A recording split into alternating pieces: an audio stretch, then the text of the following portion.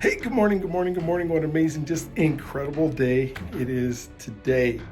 And we are talking about words. We are talking about words, vocabulary, as I'm coining myself the special ed professor, because these are words that I never got to know when I was younger. And so we're doing them now as a team, as a group.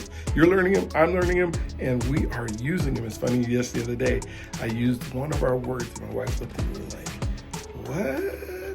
So it's fun. I'll figure out which one it was because it was fun that I did it. She looked at me like, oh yeah, we're using these words. So today's word is, it's called Flibbertigibbet.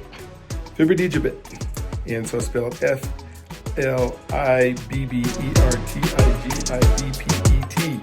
That's Flibbertigibbet. Try to spell that 3 or 4 times, right? Flibbertigibbet. Flibbertigibbet.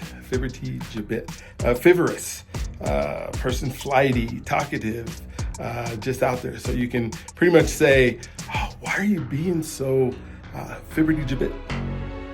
Can you just stop it, calm down, relax, stop being so fiverous, stop being so flighty. Just be Flibbertigibbet. And they'll look at you and they'll calm down automatically because you got the magic word.